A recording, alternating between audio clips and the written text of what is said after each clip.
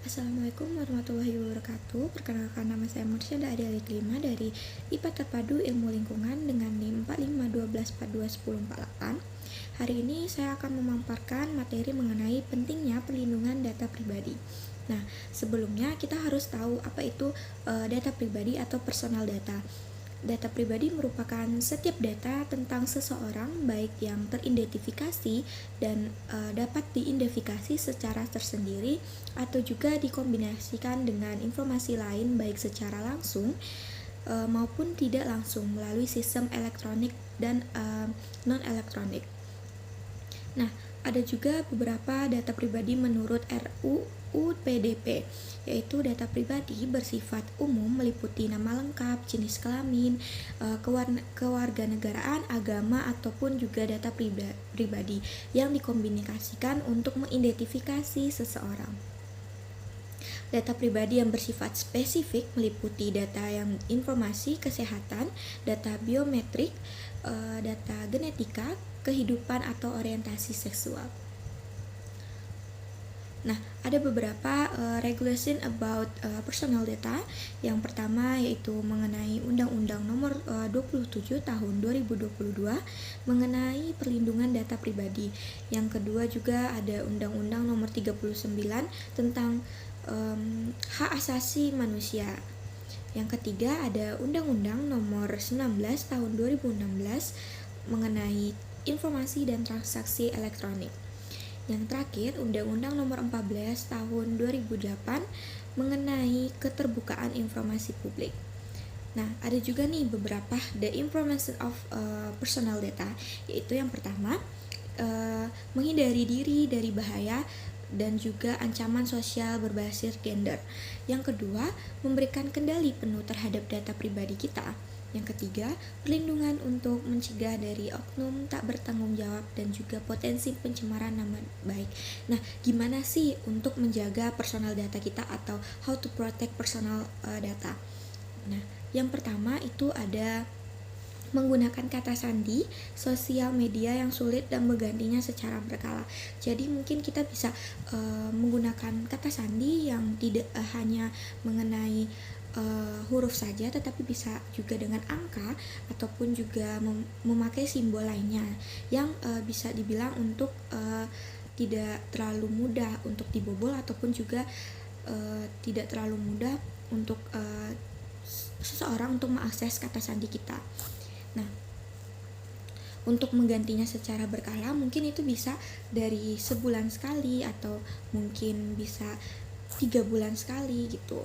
Nah, yang kedua itu ada menggunakan kata sandi berbeda untuk tiap akun sosial media agar ketika salah satu akun diretas atau akun yang lain tidak akan mudah diretas juga. Nah, semisal kita kan mempunyai akun sosial banyak nih. Yang pertama itu ada Instagram, sosial media yang seperti Facebook ataupun yang lainnya. Nah, itu bisa memakai kata sandi yang lain yang ataupun mudah untuk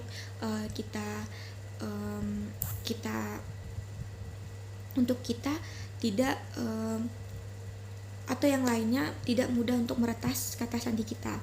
Nah, yang ketiga itu ada tidak menampilkan informasi pribadi di media sosial untuk menghindari penyalahgunaan data oleh pihak yang tidak bertanggung jawab.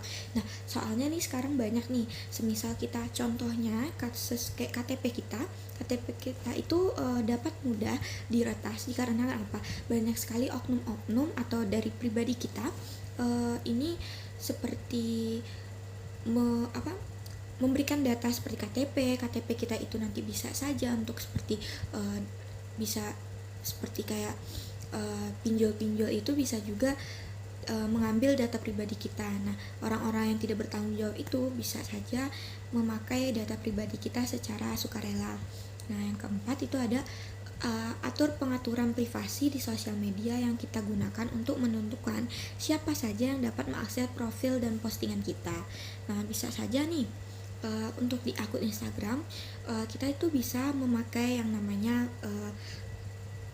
privacy account, atau bisa juga kayak akun kita itu digembok atau di privasi agar hanya orang yang tertentu yang bisa kita akses atau expect untuk menjadi teman kita. Nah, juga ada yang beberapa lagi Yang kelima itu ada memberikan izin akses yang diminta aplikasi saat ingin menginstal aplikasi baru demi menghindari akses data yang tidak dibutuhkan dalam aplikasi tersebut. Nah, yang keenam ada memperhatikan alamat URL dari lampiran email dan status yang dikunjungi supaya tidak dimasuki situs palsu yang ingin mencuri data pribadi kita. Soalnya banyak banget dari iklan, dari URL atau juga link-link yang tidak kita ketahui itu tuh bisa mengakses data pribadi kita secara dari kita mencet linknya tersebut. Nah, yang ketujuh ada berhati-hati dan dengan tidak membagikan informasi pribadi saat menggunakan koneksi publik karena rawan peretasan. Kita bisa saja memakai wifi yang di mana-mana ataupun memakai apapun seperti koneksi publik itu. Nah, gimana sih implementation challenge untuk personal data ini? Yang pertama itu meminimalkan resiko adalah tanggung jawab bersama, tetapi beban di pundak pemerintah jauh lebih berat. Yang kedua, kelembagaan penyelenggaraan perlindungan data pribadi dilaksanakan lembaga yang ditetapkan dan bertanggung jawab kepada presiden. Belum ada pengetahuan tentang kedudukan, struktur kelembagaan, serta otoritas yang diberikan kepada lembaga ini. Yang ketiga, perilaku masyarakat yang mudahnya berbagi data pribadi. Nah, itu tuh implementation challenge yang ada di Indonesia juga. Nah, ini ada beberapa the example of data leak access cases, itu yang mengenai data BPJS kesehatan bocor. Nah, saya ini dapat data ini dari media DPR RI. Nah, di sini nih ada beberapa contoh mengenai personal data yang diakses dari oknum-oknum yang tidak bertanggung jawab. Yang pertama itu ada data mengenai BPJS yang bocor dan tanggung jawab siapa.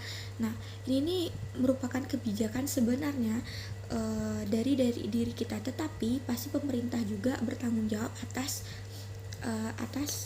hal tersebut. Nah, ada juga lagi beberapa contoh yaitu mengenai data nasabah asuransi BRI Life diduga bocor dan dijual online.